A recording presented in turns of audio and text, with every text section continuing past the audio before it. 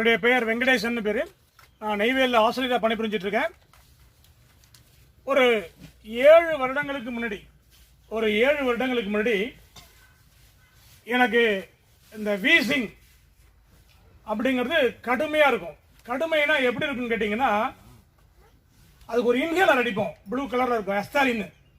அந்த இன்ஹேலர் எப்பொழுதுமே என் பேக்கெட்டில் ஒரு இன்ஹேலர் இருக்கும், என்னுடைய பெட்டில் ஒரு இன்ஹேலர் இருக்கும், 2 வீலரில் ஒன்று இருக்கும், காரில் ஒன்று இருக்கும். 4 இன்ஹேலர் பேரலாக இருக்கும்.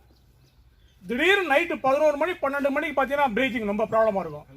அதை ஒரு பஃப் அடித்தாதான் என்னால் உட்காரவே முடியும். என்னால் அவ்வளவு பெயின்ஃபுல். ரொம்ப எல்லா நெய்வேலியை பொறுத்தவரைக்கும் உங்களுக்கு தெரியும், ஹாஸ்பிட்டல்லாம் பெரிய பெரிய ஹாஸ்பிட்டல் இருக்குது. அங்கெல்லாம் போயிட்டு நிறைய அந்த ட்ரீட்மெண்ட்டுக்கெல்லாம் குறைச்சலே இல்லை. பல ஆண்டு காலம் அந்த இன்ஹேலர் தான் கடைசி. அதில் போயிட்டு இருக்கும்போது ஒரு புத்தகத்தில் தான் முதல்ல படிக்கும் போது ஆடுதுறையில் இது மாதிரி நடக்குதுனாங்க. எனக்கு பிறந்தவர் மயிலாடுதுறை தான்.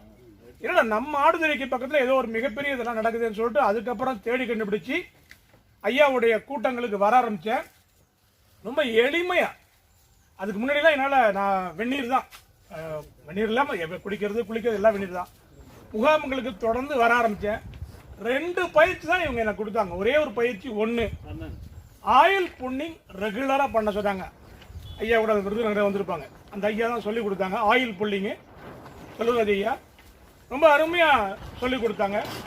ஆயில் புல்லிங் முதல்ல ஆரம்பித்தேன், ரெகுலராக செஞ்சுக்கிட்டே இருந்தேன்.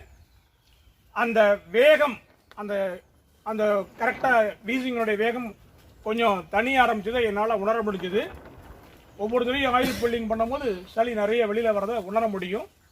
அதுக்கு அப்புறம் கொஞ்ச நாள் கழித்து அடுத்த ஒரு முகாம் வரும்போது ஜல் நேர்த்தி மூக்கு கழுவுதல் அதை சொல்லி கொடுத்தாங்க. அதையும் ப்ராக்டிஸ் பண்ண ஆரம்பித்தேன். எனக்கு கடந்த ஒரு 5 ஆண்டுகளாக அந்த வீசிங் அப்படிங்கிறது எங்கே இருக்குன்னு எனக்கு தெரியல. என்னுடைய மெடிக்கல் புக்கில் அதற்கான அடையாளமே எல்லாம் மறைஞ்சு போச்சு. அந்த ஒரு மிகப்பெரிய ஆற்றலை கொடுத்தது இந்த ஆடுதுறை இயற்கை மருத்துவ நிலையம் தான். அந்த கேம்புக்கு வந்துட்டு போனது இன்னைய வரைக்கும்.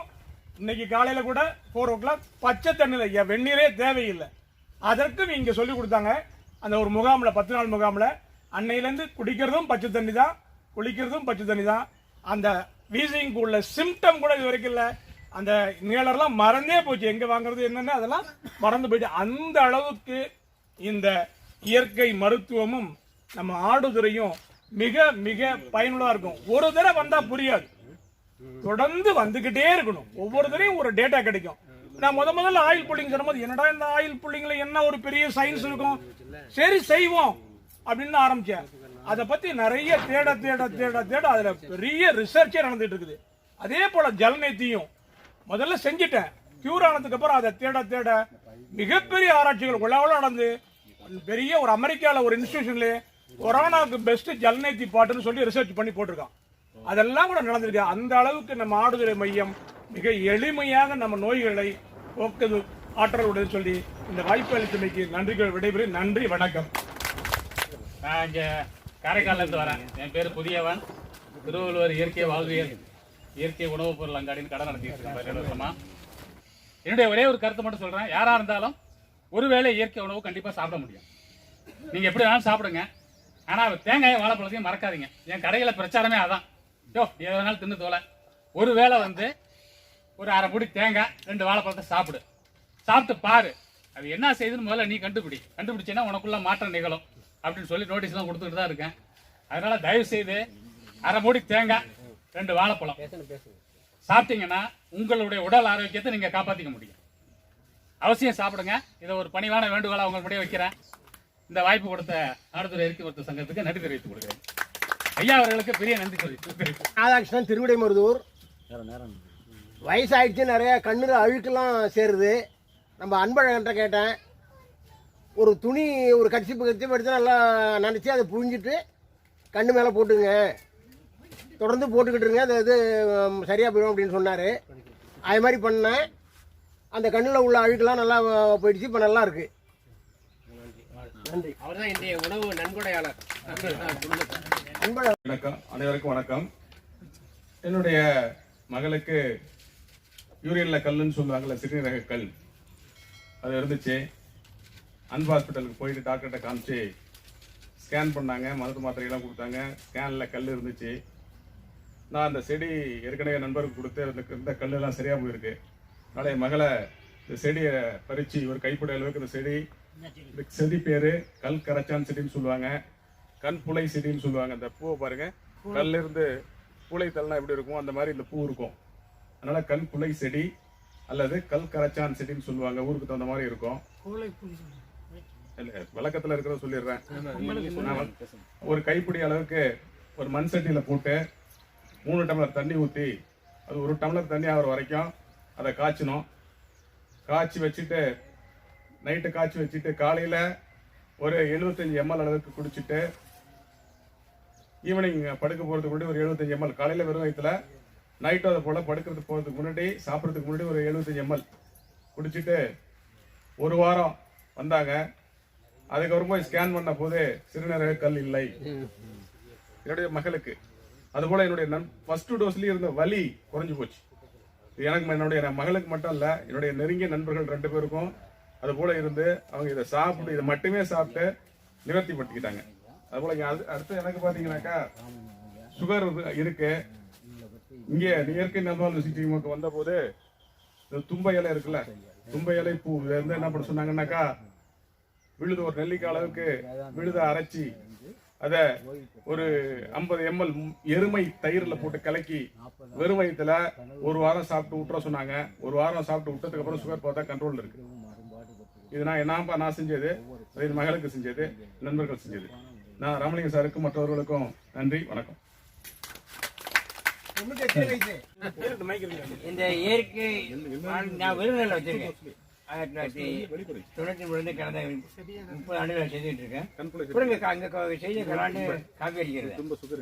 2002 இங்க ஆடுதுறையில வந்து ஆயுள் பள்ளி பண்ணி ஐயாதை அரங்கேற்றி வச்சார். 2002 இதே நிறுவனத்தில் சர்வீஸா செஞ்சுட்டு இருக்கேன். கொஞ்சம் இவ்வளோ ஆள் வரும் தெரிஞ்சு ஆளுக்கு போன மாதிரி போன மாவட்டம் ஆள் 10 ரூபாய்க்கு என்ன பண்ணி கொடுத்தேன். கடைசியில் எல்லாரும் கொடுக்க முடியல. யாரும் வாங்காதவங்க என்கிட்ட வாங்கிக்கிங்க. 1-2 கைடு ஷேர் பண்ணியிருக்கேன். இந்த எண்ணெய் கொப்பளி எல்லாத்தையும் இன்னைக்கு தம்பி அன்பழகன் செஞ்சார் பாருங்க, பூராமே நிணநீர் ஓட்டிருந்தேன். இதை யாருமே சொல்கிறேங்க, நாங்கள் தான் சொல்கிறோம். எண்ணெய் கொப்பளித்து சும்மா கொப்பளிக்கிறங்கிற கிடையாது. ரெண்டு நடக்குது. எண்ணெய் வாயில் ஊற்றுறோம், பட் கான்சன்ட்ரேட் பண்ணணும். அது வேலை பார்த்துட்டே கொப்பளிச்சேன்னா அது செல்லாது. 20 நிமிஷம் பண்ணால் 20 நிமிஷம் கண்ணை மூடிட்டு அது பண்ணிங்கன்னாத்தான் அந்த உமிழ்நீர் சுரக்கும். சொல்லுங்க, என்ன சுரக்கும்? அந்த உமிழ்நீர் வேலை செய்யுது, வேற ஒன்றுமே வேலை செய்யலை. உங்கள் ஆரோக்கியம் உங்கள் கையில் இருக்குது, தெரிஞ்சுக்கிங்க. நீங்கள் மைண்ட் அப்ளை பண்ணாச்சும் மைண்ட் ஃபுல்லோடு இருக்கணும். அது பிறகு பார்த்துட்டு அவன் 20 நிமிஷம் செய்யணுமா படு, 20 நிமிஷம் செய்யத்தே நல்லது. அப்போ பண்ண அந்த அந்த அடிக்கிற அலையில் உமிழ்நீர் சுரக்கும். அந்த காலம் கீழே விழுந்தோம்னா அந்த பொண்ணுக்கு எச்சு வைப்போம், பார்த்துருக்கீங்களா? அது எல்லாம் அது தெரியும், மறந்துட்டீங்க. அந்த புண்ணு ஆத்திரம் நம்ம எச்சுதேன், இந்த வாழ்ப்புண்ணு ஆத்திரம் நம்ம எச்சுதேன். ஒரு கை தட்டாம நான் ஒன்று தானே தட்டு தரிங்க, ஒன்று தான் தட்டு கவனிக்கல. ஒரு கையால தட்ட முடியாது, ஒரு தடவை தான் தட்டணும். இல்லை கவனமா கவனிங்க, ஒரு தடவை தான் தட்டணும். ரைட். ஆக உமிழ்நீர் சுரக்கிறது. பயிற்சி கொடுங்க, அதுக்கு இன்னொரு தட்டு சொல்லணும். ஒரு தட்டு, அதாவது உமிழ்நீர் சுரக்கிறது இந்த வேறுபாடு. இது யாரும் சொல்லலை. அவன் கண்டுபிடிச்ச டாக்டர் மெக்கலர் ரஷ்ய விஞ்ஞானி அவர் ஒன்றும் சொல்லலை. இதை அருமைப்படுத்த ஹோமியோதிக்கார் அவரும் சொல்லலை. இது இங்கே ஆடுதல் ஆரம்பிச்ச இயக்கம் மக்கள்கிட்ட இன்னைக்கு இருக்கிறது. நான் அண்ணாச்சி 2000 கூட்டங்கள் கலந்துருக்கேன். எல்லா கிராமம் 8 கிராமங்களும் போனேன். அப்படி ஒன்றும் விழிப்புணர்வு வரலை. 2வது நினைநீர் நாங்களே சொன்னோம், யாரும் சொல்லலை. நினைநீர் நீ தம்பி அன்பழகன் செஞ்ச போகிறோமோ அற்புதமான பேர். அது எப்படி மனப்பாடம் எனக்கு தெரியல. அதான் நினைநீர் சுரப்பி. சொல்லுங்க, அது எங்கே இருக்குன்னா ஒரு நிமிஷம் இங்கே இருக்கு, இங்கே சொல்லுங்க. இங்கே இருக்கு, இங்கே இருக்கு, இங்கே இருக்கு, இங்கே இருக்கு, இங்கே இருக்கு, இங்கே இருக்கு, இங்கே இருக்கு. ஒரு தட்டு அடிங்க. இதெல்லாம் நினைநீர் ஓட்டம். அவன் கையை காலம் அப்படி இப்படி சொன்னார் பாருங்க. அது ஒரு வார்த்தை நினைநீர் சொன்னா நம்ம மன நிறைய விட்டுருப்பேன். எல்லாம் அப்படி இப்படி சொன்னார். என்ன நினைநீர் ஓட்டுதான். நம்ம ஆடுறதும் பாடுறது காசுக்குங்கிற மாதிரி நம்ம ஆட்டம் பாட்டம் எல்லாத்துக்கும் எதுக்கு நினைநீர் ஓட்டம். ஆனால் அப்படியே தடை கொடுத்தோம்னா இதில் ஒரு துணையார் நீ தடை கொடுத்து அவங்க தடை கொடுத்து அது மாதிரி சொல்ல வருது கிடையாது. ஆக ஆயுள் பண்ணி போடும்போது அந்த 2 நிமிஷம் பொறுப்படிக்கும் போது அந்த சும்மா அதிர்ல அந்த முகம் அதிர்ல தைராய்டு பிரச்சனை வரவே வராது. என்ன செய்யுது? நினைநீர். உமிழ்நீர் நினைவு செய்ய இந்த ஆயுள் பண்ணி கட்டாயம் பண்ணதான் செய்யணும். எந்த எண்ணெயும் பண்ணுங்க, செக்கெண்ணெய் எந்த எண்ணெயும் பண்ணுங்க. கடலான வேண்டாம், அது உணவுப் பொருளாக இருக்குது. இது வந்து மருந்து எழுப்பிடும்.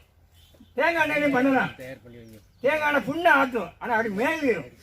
ஆனால் நல்ல உழுது போட்டு கடறி விட்டு புண்ணை ஆற்றும். புண்ணை ஆற்றுறது உண்மையில் இருந்தேன் தெரிஞ்சுக்கிங்க. அந்த நெண்ணெயில் போட்டு ஆய்வு பண்ணி கட்டாயம் பண்ணுங்க. அப்புறமா செய்தி கொண்டு இருக்கேன் ஐயா, அனுமதி முக்கிய நன்றி. அது ஒரு நினைப்பு இன்னும் மகிழ்ச்சிக்கு எழுதி எங்கே விட்டாலும் வருவேன். இதே நல்ல சார்பாக நான் வருவேன். அங்கே கூட எந்த ஊர் கூட நான் வருவேன். வர ஞாயிற்றுக்கிழமை விருதுநகரில் ஒரு முகாம் நடத்துகிறோம். அவசியம் இந்த கேமுக்கு வாங்க. முழுமையாக அடைஞ்சாதான் பயன்படும். ஆயுள் பணி சம்பந்தமாக என்ன செய்தாலும் என்கிட்ட காட்டுக்கலாம். 2 தான். கை வலிங்க 2. ஒன்று உமிழ் நீர் சுரக்கிறது, உமிழ் நீரே சுரக்குது, அந்த புண்ணு ஆக்குது. 2வது நினைநீர். அந்த நினைநீரை கையை கால ஆட்டு அந்த பயிற்சி பண்ணுற போது இருக்கிற கழிவுல 26 கழிவுகள், ஒன்னுக்கு ஒரு பேரு. தலையிலிருந்து வந்தா பொடி, அந்த பொடி வச்சு அப்படியே பேன் வருது. பேனை கொள்ளக்கூடாது. நீ உள் உணவு சாப்பிட்டாட்டா அது வெளிக்குத்து போகும். நீ என்ன மருந்து போட்டாலும் சாமி விடாலும் போகாது. உள் உணவு சரியாக சாப்பிட்டா அந்த பொடி வர நிற்கும். கண்ணிலிருந்து வந்தால் அது கண்ணு போல, காதில் வந்தால் காது குடும்பி, மூக்கில் வந்தால் கார்பன் டை ஆக்சைடு, அந்த சளி, தொண்டை சளி, ஒன்றுக்கு இப்படி இந்த கழிவுகள் வெளியேற்றுறதுக்கு தான் இந்த ஆய்வு வேலை செஞ்சு. நன்றி, வணக்கம். வாய்ப்புக்கு நன்றி. ஆடுதுறை நேச்சருக்கு ஒரு சேனலுக்கு மறக்காம சப்ஸ்கிரைப் பண்ணுங்க. மறக்காம சர்ப்ரைஸ் பண்ணுங்க. சப்ஸ்கிரைப் பண்ணுங்க. சர்ப்ரைஸ் பண்ணுங்க. சப்ஸ்கிரைப். ஸ்கப்